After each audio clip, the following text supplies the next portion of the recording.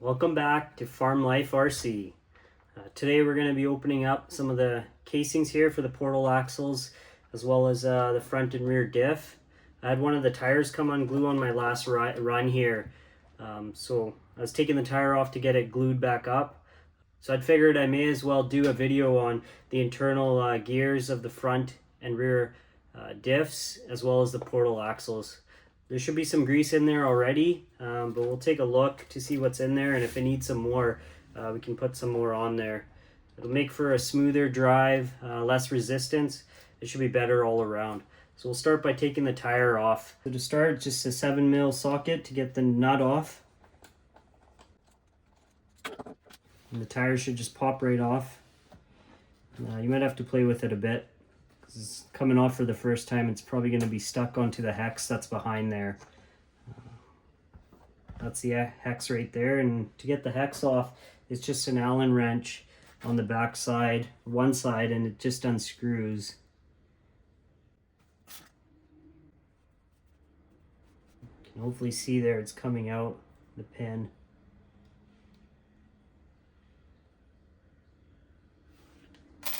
So this will be the pin holding the hex on.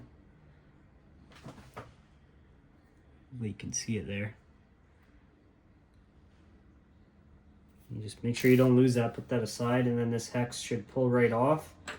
And then I've already loosened, I've already taken out the screws, but there's going to be 6 screws here. These 4 are a different size, and these 2 are a bit longer and a different size Allen wrench. So those are the top 2 there.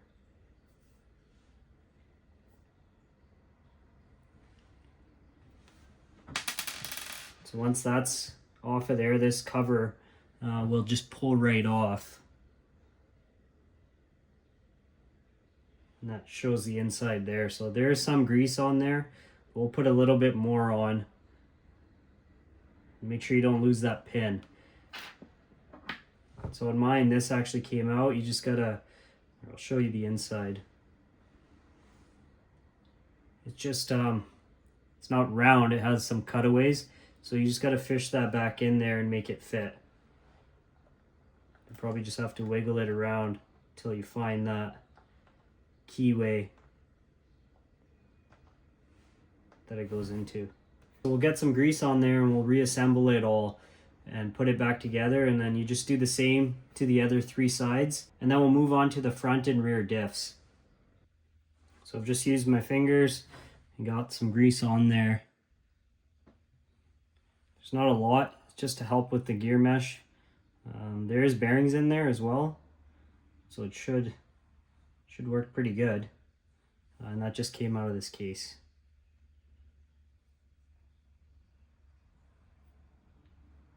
Just drop that back in there. Make sure you don't lose that pin. And the pin goes in, and then we're just going to put it back together here. The gears are metal, so that's a good sign on this. They're not plastic, so they should work pretty good. You got a bearing in here and another bearing on the other shaft. And then, so you got 4 bearings in total, 2 in this housing and 2 in this housing. So just have to line up the gears, and then this will just go back. And you just put the 6 screws in there and it's done. And then you can put your hex and the tire back on.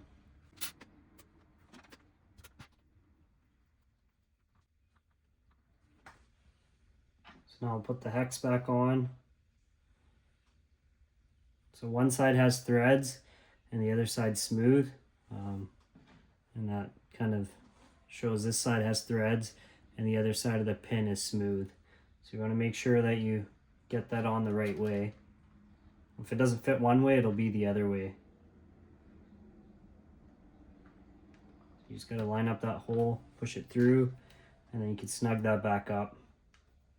It looks like there was some sealant on here from factory, but I'm not too concerned about it because once it's tightened in there, the wheel goes on there and there's no way for that pin to fall out. Probably put a dab of blue light Loctite if you wanted to. And then you can just stick your wheel back on and tighten up the nut, and that's done. I'm going to work on the front next. It's a tire that needs to be glued. We'll open it up and I'll just show you a quick view of it just to show that it's the same as the rear. there won't be any differences.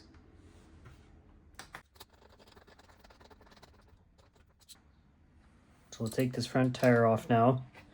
So first time it's coming off.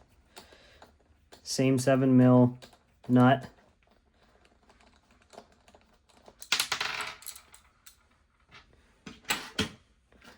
Same thing, you just wiggle it a bit, it should come off.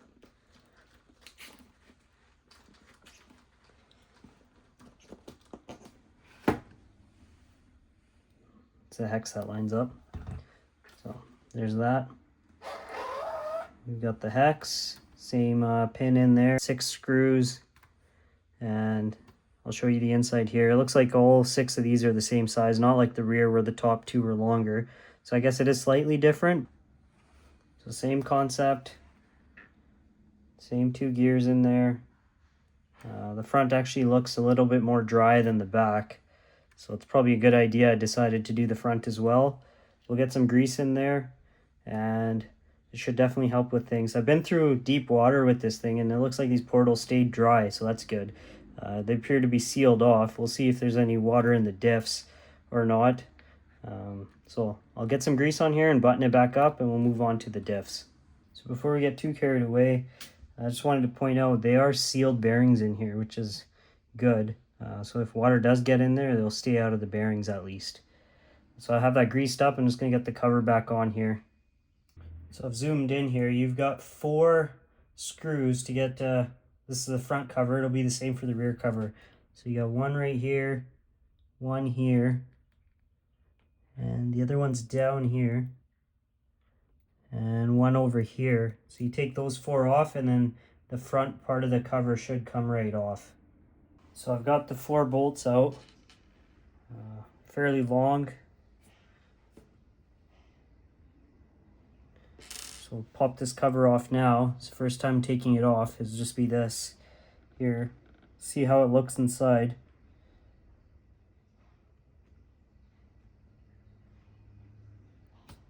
So it kind of catches here, but it looks fairly well lubed and no oil or no water in there.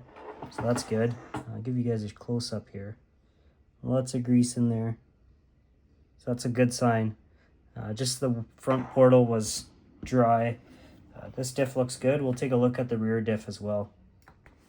So while we're in here, may as well see or show you guys how that front locking diff works. So that's the cable right there. Try and show you the best I can. So right now you can see that piece right there is just spinning freely.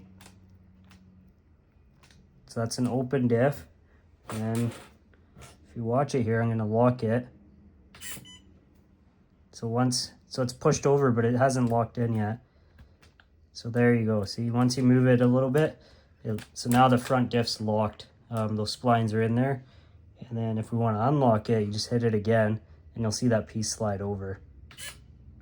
So now it's open.